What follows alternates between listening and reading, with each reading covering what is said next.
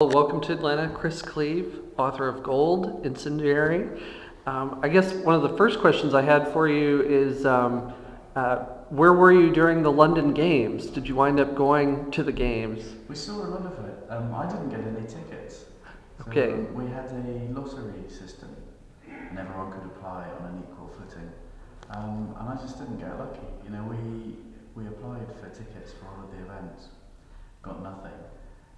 But it was okay in the end because the Olympic cycling road race came down our street so we could hang out the windows and wave. Obviously we saw the marathon and everything that was able to be watched, we watched it. And then the ticketed events, there were great big screens set up in all of the public areas in the parks in London. And it was a real carnival atmosphere. It was a good time to be in London. Were you at a previous Olympics as a fan or otherwise? Never. Okay, No. so this was sort of your first games in person. Absolutely. You know, I was not interested in the Olympics until I learned that they were coming to my home city in 2005. We had the announcement, and then I just became obsessed. And you know, I'm catching up on lost time. So I don't know what I was doing, not going to the previous ones. I'm certainly going to try and go to all of them from now on. I understand your first big hit book, Incendiary, actually was published the day of the tragedy in London, which was the morning after London won the games. Yeah, Was there any connection, or did you become more aware of the London Games through that effort? And also, where were you when that announcement was made on July 6th? Oh right, I was in London, in Covent Garden actually, on July the 6th, getting ready for my launch event for my first book, which was that evening. And it was absolute jubilation. You know, they announced the result. Everyone was surprised. I mean, everyone thought that Paris was going to get it. And it was just an ecstatic response. It was very good. And I felt at that point that I would want to write about those Olympics. It seemed to me like, okay, here is the biggest show on earth coming to my home city. Yeah, I'm going to cover that. Not as a journalist, but as an artist, as a writer. And that's what I did. So the London winning the games was a key factor in this part of your career. If Paris or another city had gotten it, you may not have pursued the games. Yeah, I wouldn't have written this novel. I'd have written something else. Yeah. No, it was very important for me to mark that occasion, as I've always tried to be as a writer, connected to the times that I'm living through, and this was a big deal in my country. It's changed the way we think about ourselves, so I'm pleased I wrote about it. So leading up to that point, cycling, especially track cycling, is much bigger in Britain than in the States or other parts of the world. Were you a fan, or I should say, to what extent were you a fan of Chris Hoy and some of the other Olympians who competed in Athens and then in Beijing? I was a big fan of Rebecca Romero. She, for me, represents something really important about that Olympic ideal. I mean, you're probably familiar with her case. She won silver in the women's coxless fours rowing in Athens in 2004. And she just didn't think that was good enough, which absolutely amazes me. If I'd won a silver medal at the Olympics, I'd have been over the moon.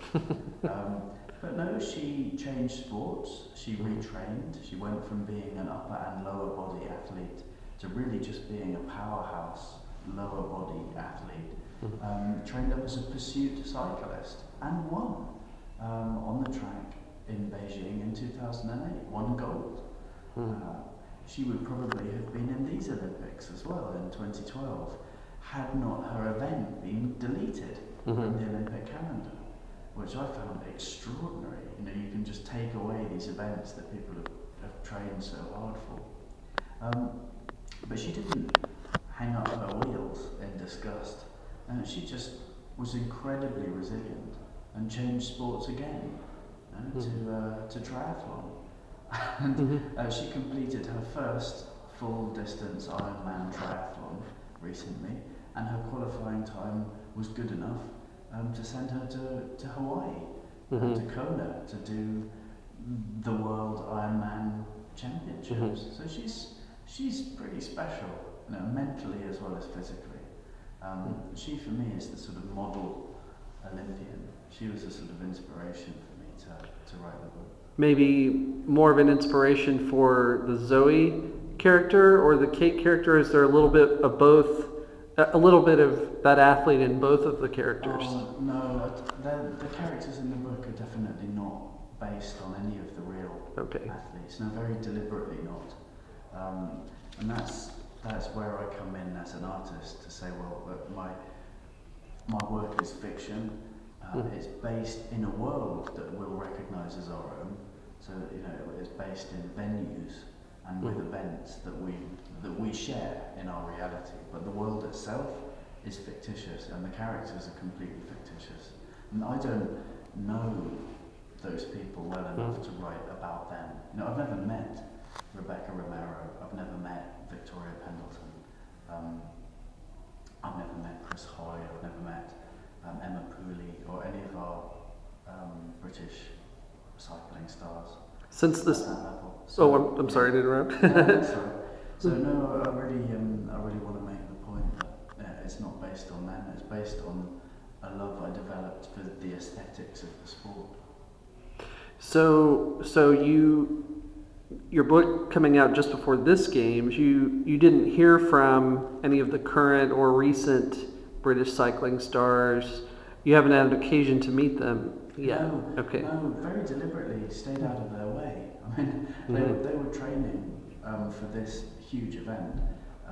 When I interview people, it's quite psychologically involving, and I don't want to mess with anyone's head while they're involved in final preparations for an Olympic Games. I stayed well clear of them, and the research I did was with people who were very high-level athletes, but not aspirant Olympians. Was there any particular Olympian who you researched that maybe led to part of the development of the coach character in the book? And also, on the health issue in this book, leukemia, was there any part of your experience or research that led to that choice of that illness to portray in the book? Well, the coach isn't based on anyone. He kind of sprang fully formed to me as a character, because I was interested in representing different generations. There's 3 generations in the book. The character of Sophie, who's looking at everything in the future tense. There are the adult athletes in their prime who very much live in the moment, in the present tense, and in the 10,000th of a second of the present. And then you have Tom, the coach, who's looking back on his life and living and racing vicariously through his charges. Tom was based on my idea of what that would feel like, to be someone who used to be big in the sport and now keeps wanting to win but can't do it using his own legs anymore. No, he's not based on anyone in real life. The second part of your question referred to leukemia. What happened to me was that when I was researching the book, I trained a lot, and I wanted to know what it felt like to train at a high level so that I could write about it. I trained very hard for 5 or 6 months, and I overtrained, which meant that my immune system became very depleted. I stopped being able to fight off illnesses and infections, and became very ill. And that's when I realised that if I wanted to tell a true story about sport, I needed to weave it in with what it feels like when you lose your health. So actually, when we celebrate sport, we celebrate vitality and energy. I didn't have any. I didn't have any left. Suddenly, having become very fit, almost by accident in the research, I then became very sick through the same process. And that's when I started thinking, right, I'm going to have a character in this book who's very ill, and I made her the child of parents who are very healthy. Now, it's a very simple device, and that meant that I had to investigate childhood illnesses, and that's how I began investigating childhood leukemia and spent some time in a hospital in London researching that.